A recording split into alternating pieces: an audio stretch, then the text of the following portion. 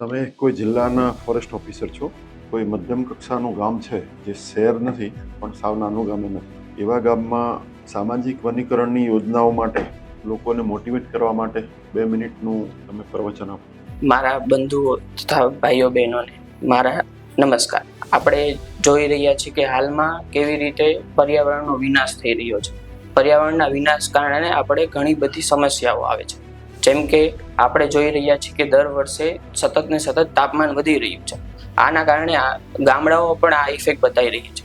જો આપણે ગરમીને ઓછી કરવી હશે તો તેના માટે વૃક્ષો વાવવા ખૂબ જ જરૂરી છે. તો જો આપણે વૃક્ષો વાવવા માટે માત્ર ને માત્ર સરકાર એકલી પહોંચી નહીં વળે, તેમાં આપ સૌનો પણ સહકાર ખૂબ જ જરૂરી છે. માટે આપણે સતત વૃક્ષો વાવવા જોઈએ. ગુજરાત સરકાર અત્યારે જુદી જુદી યોજનાઓ દ્વારા લોકોને સામાજિક વનીકરણ માટે પ્રોત્સાહન આપે છે. જેમ કે ગુજરાત સરકાર દર વર્ષે વન મહોત્સવ દ્વારા લોકોને રોપા પૂરા પાડે છે. ત્યારબાદ જો તમે એક નાના કે સીમાંત ખેડૂત છો તો તમને પણ ફોરેસ્ટ ડિપાર્ટમેન્ટ એક નજીવા દરે રોપા આપવા આવશે, જે તમે તમારા વાડીમાં લગાડી શકો. જેના કારણે તમને 2 ફાયદા થશે. એક કે તમારા જે ખેતર છે તેનું એક વિન્ડ બ્રેક થશે, અને બીજો ફાયદો કે આપણે પર્યાવરણને પણ મદદરૂપ રહીશું.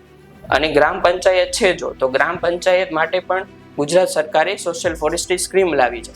જેમ કે એ સોશિયલ ફોરેસ્ટ્રી સ્કીમ દ્વારા ગૌચરણ કે ખાલી ખરાબ પડેલી જમીનમાં આપ સૌ વૃક્ષો વાવી તેનો ઉછેર કરી એક ગ્રામ વન બનાવી શકો છો.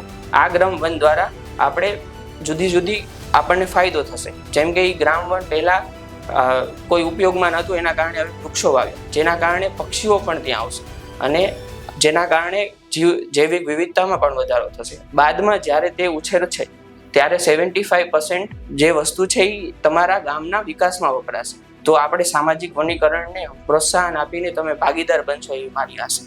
ધન્યવાદ.